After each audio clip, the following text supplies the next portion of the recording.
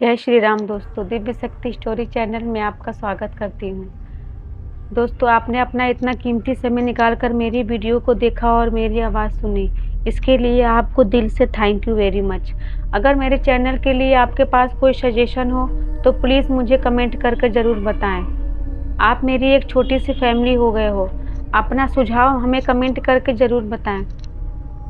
दोस्तों, मेरी आज की कहानी 3 पार्ट्स में है, इसलिए आप मेरे चैनल को सब्सक्राइब ज़रूर करें ताकि कोई भी पार्ट्स आपसे मिस ना हो। ये उस समय की बात है जब मैं 12th में थी और मेरा एनसीसी कैंप सारनाथ में गया था। वहाँ हम 5 लड़कियों का ग्रुप था। 2 लड़कियाँ तो मेरी बेस्ट फ्रेंड थी और 3 मेरे ही क्लास की थी। हमारी सीनियर 2 दीदियाँ हमें मिली थी। हमें उनके टीम में रखा गया था। एक दी का नाम श्रुति था और एक दी का नाम राधिका था। वो दी दोनों बहुत ही अच्छी थी। वो हमारा बहुत ही ख्याल रखती। हमें कोई भी प्रॉब्लम होती हम उन्हें ही जाकर बताते। वो किसी और स्कूल की थी पर हमारी दोस्ती बहुत अच्छी हो गई थी। हमें एक रूम मिला था। उस रूम में 7 लड़कियां हम एक साथ रहते। हमारा बिस्तर भी उसी रूम में लगा था। एक बार रात में हमें नींद नहीं आ रही थी तो हम बैठकर अंताक्षरी खेलने लगे। वहाँ पे जितनी लड़कियां थीं, उस दिन छुट्टी होने के कारण किसी को भी जल्दी नींद नहीं आ रही थी, क्योंकि हमें उस दिन कैंप में नहीं जाना था और हमारी परेड भी नहीं हुई थी। इस कारण हमें थकान कम हुई थी। थोड़ा सा हमने डांस किया, गाना गाया, अंताक्षरी खेला, फिर हम बोर होकर बैठ गए। उसी समय दोनों दी रूम में आई और हमें डांट कर बोली, लेट हो रहा है, तुम लोगों ने अभी सोना शुरू नहीं किया, चलो सो जाओ। फिर हमने दी को बोला, दी हमें नींद नहीं आ रही है, हम थोड़ी देर और जगेंगे। तो वो भी हमारे पास बैठ गई और बातें करने लगी। राधिका दी बहुत अच्छा गाना गाती थी। हमने उन्हें गाने के लिए बोला। थोड़ा सा वो नखरे करने के बाद दी ने एक बहुत सुंदर सा हमें गाना सुनाया। उनका गाना सुन के हमें बहुत अच्छा लगा। फिर वो दोनों दीदियाँ वहाँ से जाने लगी। तभी रूबी ने बोला कि आज मैं खिड़की के पास नहीं सोऊंगी। मुझे वहाँ पे सोने पे ना जाने क्यों बहुत डरावने सपने आए थे। मैं 3 दिन से लगातार यही चीज़ गौर कर रही हूँ। उसने मुझे बोला कि आज खिड़की के पास तू सोएगी। मैंने बोला कि नहीं, मुझे नई जगह पे सोने पे तो वैसे भी नींद नहीं आती, और जब तुमने बता दिया कि खिड़की के पास सोने पे डरावने सपने आते हैं तो मैं क्यों सोऊं। हम दोनों की बात सुनकर दोनों दीदियाँ वहाँ बैठ गईं। तो राधिका दी ने बोला कि रूबी सही कह रही है, मैं भी खिड़की के पास सोती हूँ तो मुझे भी डरावने सपने आते हैं। उनकी बात सुनकर हम सन्न रह गए कि ये खिड़की का क्या राज है। मैंने दी को बोला कि दी, क्या ये हो सकता है कि यहाँ आसपास या तो ये बिल्डिंग हॉन्टेड हो। दी ने कहा, बिल्कुल हो सकता है। हमें जो चीज़ नहीं दिखती वो ज़रूरी नहीं है कि वो हो ना। क्या पता यहाँ पे कुछ हुआ हो बहुत पहले, या फिर आसपास कोई हो हमें ना दिखता हो। तभी श्रुति दी ने कहा, छोड़ो बेकार की बातें, बच्चियाँ डर जाएंगी। तो हमने कहा कि नहीं दी, हम इतना डरने वाले में से नहीं हैं। हमें इतना डर नहीं लगता जितना आप समझ रहे हो। तो मैंने दी से पूछा, राधिका दी, आप भूत प्रेतों की बातों पे विश्वास करते हो क्या? तो दी ने कहा था कि हाँ, मैं विश्वास करती हूँ, क्योंकि मेरे पापा के साथ एक ऐसी ही सच्ची घटना हो चुकी है।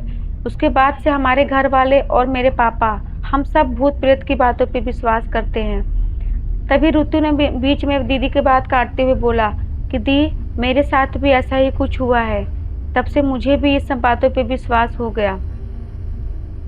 तभी वहाँ की जितनी लड़कियाँ थी वो सब हमारे पास आकर बैठ गई और राधिका दी से बोली कि दी बताओ ना, आपके पापा के साथ क्या हुआ था। दीदी ने कहा, फिर कभी बताऊंगी। लेकिन हमने जिद किया। हमारे जिद करने पर दीदी ने कहा, ठीक है, पर तुम प्रॉमिस करो कि तुम सब डरोगे नहीं, क्योंकि मैं जो बताने वाली हूँ वो बिल्कुल सच्ची घटना है और थोड़ी डरावनी भी है। तो हमने दीदी से प्रॉमिस किया कि हम नहीं डरेंगे। तब दी ने हमें बताया कि ये उस समय की बात थी जब दीदी बहुत छोटी थी। उनके पापा उनके साथ नहीं रहते थे। उनकी मम्मी और दी घर पे ही रहते थे, क्योंकि उनके जो दादी बाबा थे वो बहुत ही बूढ़े थे। तो उनको केयर करने के लिए पापा ने उनकी मम्मी को घर पे ही छोड़ रखा था। पापा अपने कैंप में अकेले ही रहते। उनके पापा फॉरेस्ट विभाग में थे। कभी वो यूनिट में रहते या फिर कभी बाहर रेंट पे रूम लेके रहते। एक बार जब उनका भाई छोटा था तो पापा छुट्टियों में घर आए थे। कुछ दिन रहकर फिर उनका ट्रांसफर हो गया तो पापा को अपने नई जगह जाना था। पापा छुट्टियां बिताकर नई जगह जाने के लिए निकले।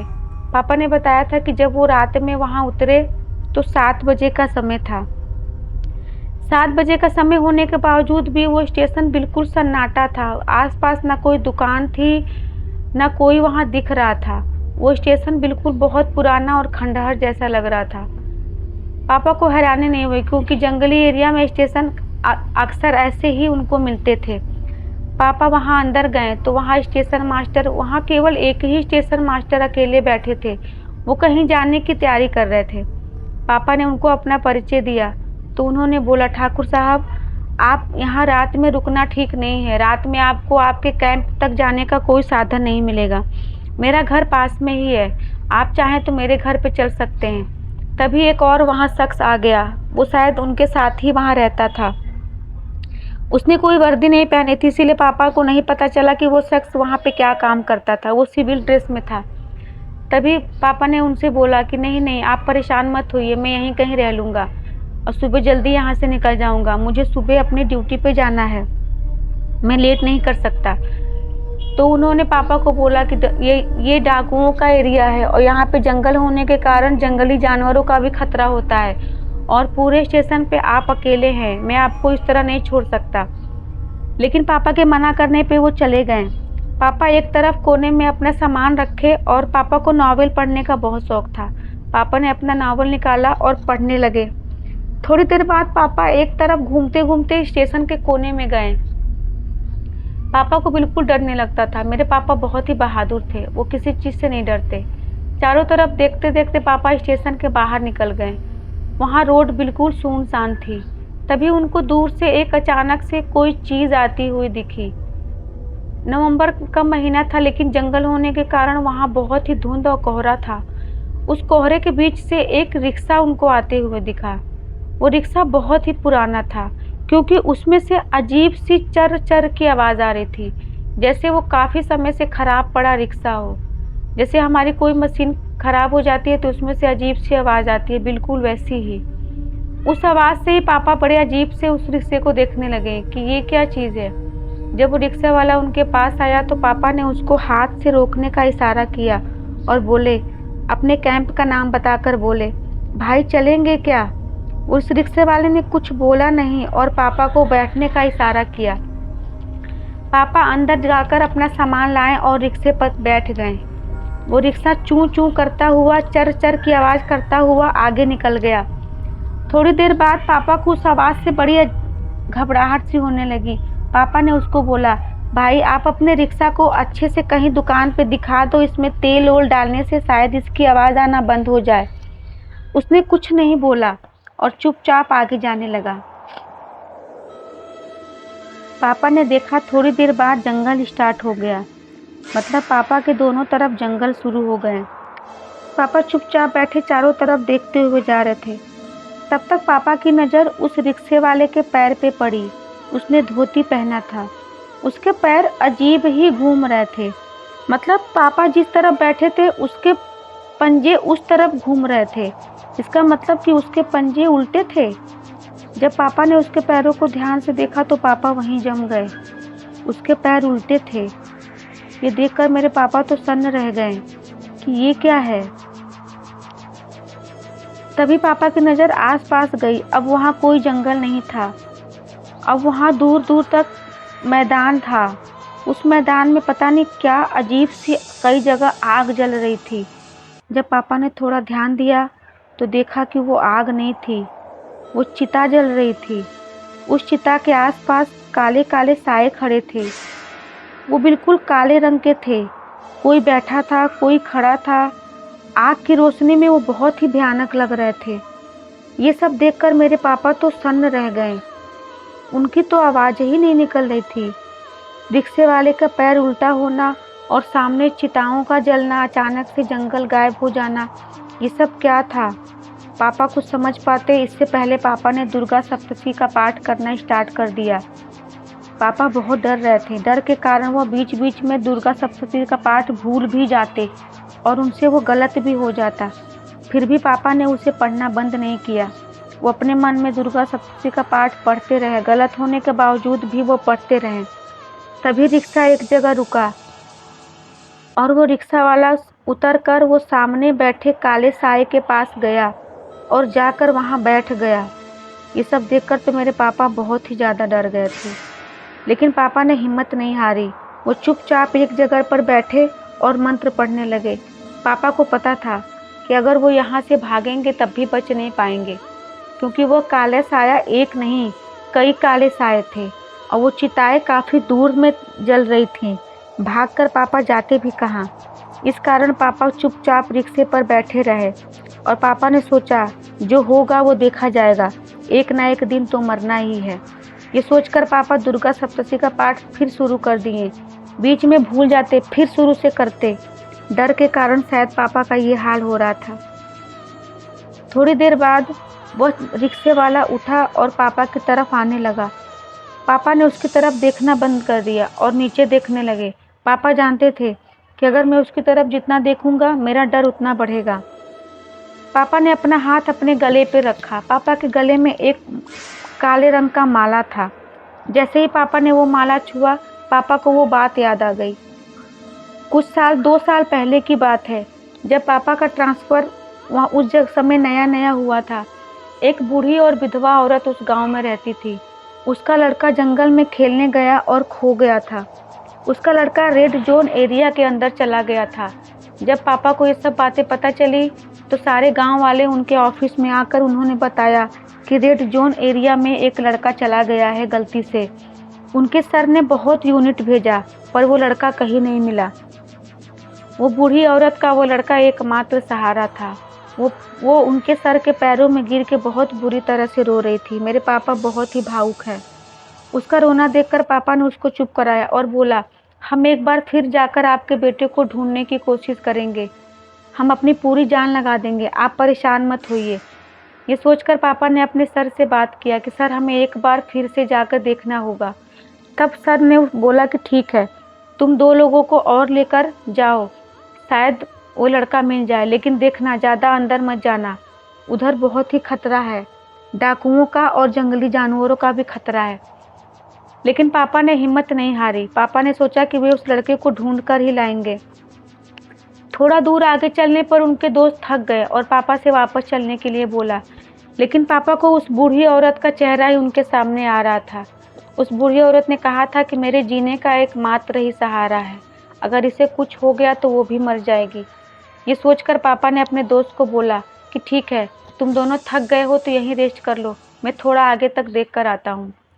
उनके दोस्त नहीं माने, लेकिन पापा फिर भी आगे गए।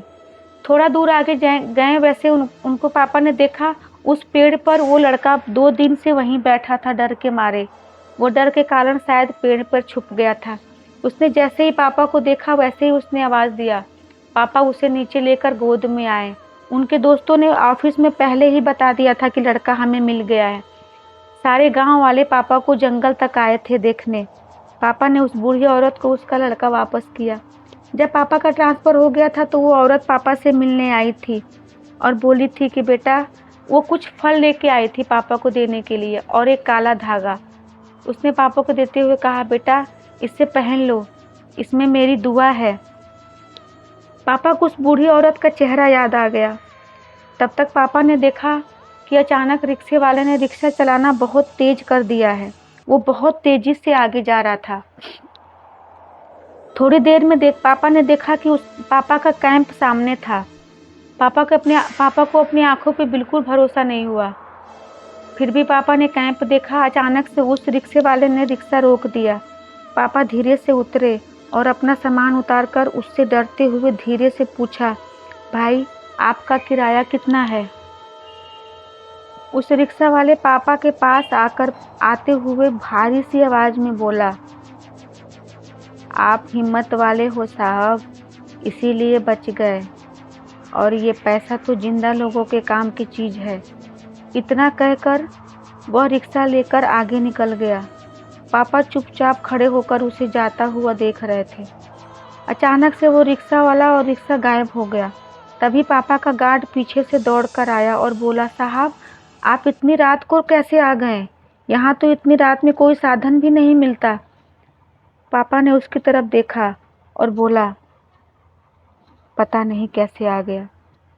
जब दीदी हमें ये बात बता रही थी तो उनकी आंखों में आंसू थे। दीदी बोले, न जाने मेरे पापा उस दिन कैसे बच गए। या तो उस बूढ़ी औरत की दुआ होगी, या तो मेरे पापा बहुत अच्छे इंसान हैं, वो कभी किसी का बुरा नहीं करते। शायद इसीलिए मेरे पापा उस दिन बच गए थे। उनकी बात सुनकर हम सारे बहुत डर गए। कुछ देर तक तो वहाँ बहुत ही सन्नाटा था।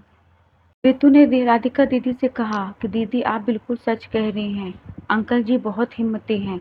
अगर ऐसी घटना हमारे साथ होती तो मैं तो रिक्शे पे बैठे बैठे ही मर गई होती। किसी चीज़ को सुनना और उस चीज़ को फेस करना, दोनों में बहुत ज़्यादा अंतर होता है। अंकल जी सच में बहुत बहादुर हैं। अगर कभी मौका मिले तो आप प्लीज़ मुझे उनसे मिला दीजिएगा। तब रूबी ने रितु से कहा, रितु तू भी कुछ हमें बता रही थी ना?